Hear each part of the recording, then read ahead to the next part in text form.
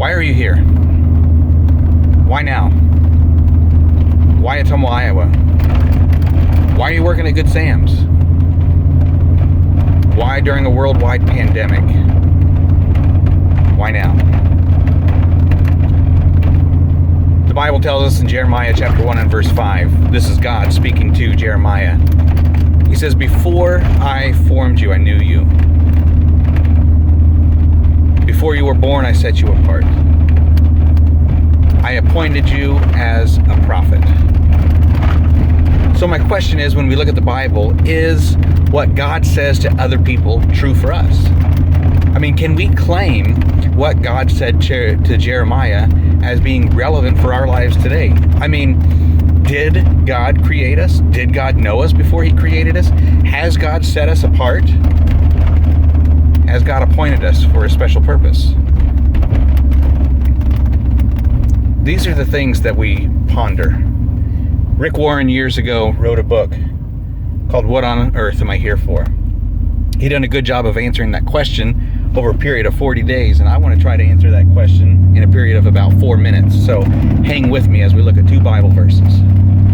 Verse number 1 is Jeremiah 1:5, where God spoke to Jeremiah, and God says that before I knew you, I formed you in your mother's womb, I set you apart, and I appointed you as a prophet. So I'm wondering, if there is a God, did He know us? I mean, before we were even formed in the womb, did God know us? And while we were being formed in the womb, is it God that formed us? And then, has God really set us apart? I mean, if God did create us, if God did form us in the womb, has He created us with a purpose? I mean, is there a reason that we're here? Does God have that reason? And if so, what is that reason? Those are some really good questions, deep questions.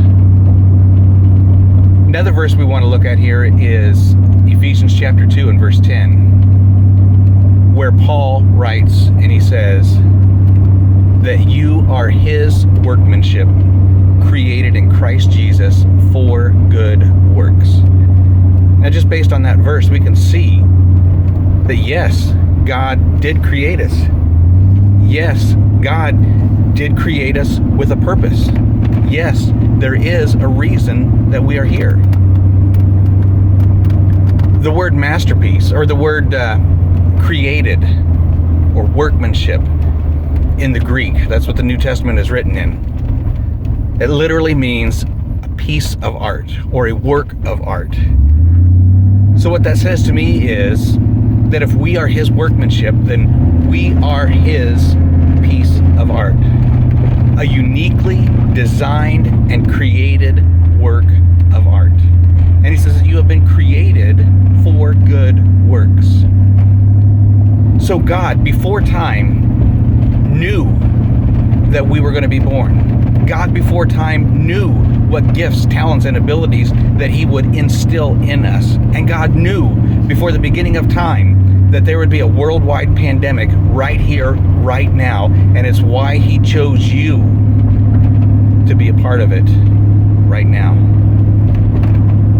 You see, God has created you with a unique set of gifts, skills, talents, and abilities, and God has a special purpose for you right here, right now, in this particular time. He's created you unlike anyone else, with a huge heart to help, a huge heart to serve, a huge heart to be there for others. God is not a God who makes mistakes, and God is not a God who makes junk. You're not a mistake, you're not junk. You've got a job to do, and you are the best person to get it done. So I am grateful that I have an opportunity to work with you. I'm grateful that I have an opportunity to know you. You are valuable. You are valued. God has created you. He's formed you. He's designed you. You are loved. Don't ever forget that. That is absolutely mind-blowing that there is a creator of the universe who loves us as if there's only one of us to love, and he created us with unique talents, abilities, and passions. That's why you come to work every day, because work is not a job, it's a joy. And it's a joy because of the heart that God has given you. It's a joy because of the passion that you have to serve others. It's a joy because you are making a difference. You feel fulfilled. You feel satisfied. You feel joy when you help others. And that's only because God formed you in the womb. God set you apart. And God has appointed you for this time in this place to make an eternal difference in the lives of others. You're doing a great job. I want you to keep up the good work. I want you to keep serving others. I want you to keep on keeping on.